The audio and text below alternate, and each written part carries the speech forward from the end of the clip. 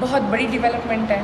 میں سمجھتی ہوں کہ خوف کے بت جو خان صاحب کا بیانیہ تھا، جو خان صاحب کا ویژن تھا، وہ پائے تکمیل تک پہنچ رہا ہے اور یہ بارش کی پہلی بوند ہے. اور جو جج صاحبان نے یہ لیٹر لکھا ہے، انہوں نے میرے خیال سے اپنی جان پہ کھیل کے یہ لیٹر لکھا ہے. اور ابھی آہستہ آہستہ بہت سے لوگ ایسے لیٹر آپ کے سامنے آئیں گے، کیونکہ ایک لاوا تھا جو ہے ابل رہا تھا اور اب یہ فرنٹ پہ آیا ہے. پاکستان جو میں سمجھتی ہوں کہ ڈارکسٹ ایرا آف ہسٹری سے گزر رہا ہے اور عجیب و غریب قسم کا ماحول ہے.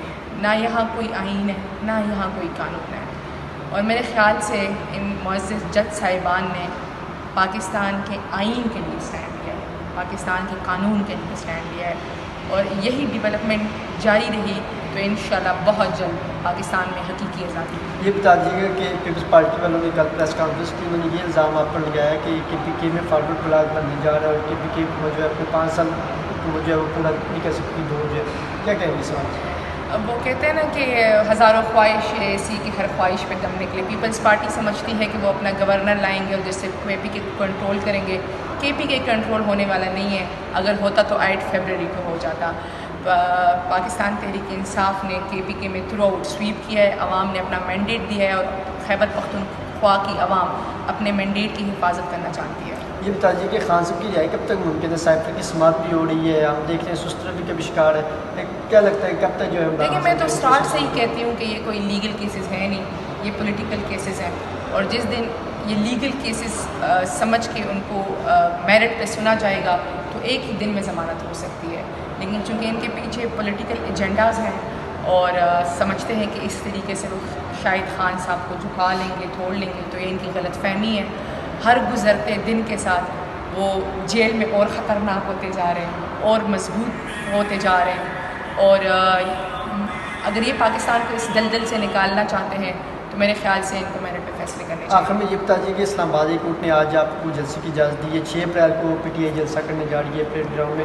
کیا رمضان بھی ہے، رمضان کے بعد ہوگا یہ جلسہ افطار کے بعد، تو کیا اس جلسے میں کیا پیغام دیں گے آپ لوگ؟ کیا جلسے میں دیکھیں، اس جلسے میں ایک ہی پیغام ہے کہ عوام نے جس کو بھی ووٹ دیا اس کو مینڈیٹ واپس کرے.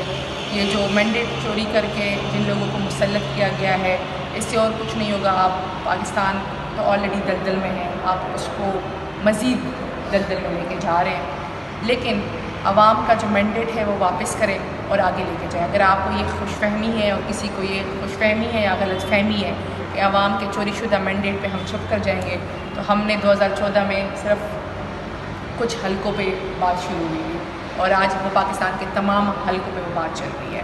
تو آرام سے سکون سے وہ مینڈیٹ واپس کرے.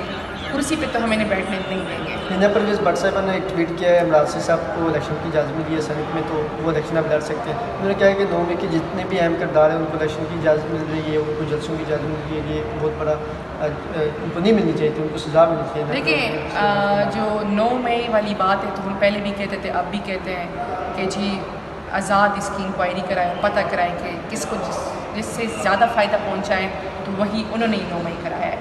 اور 9 مئی کا جواب پاکستان کی عوام نے 8 فروری کو دے دیا ہے.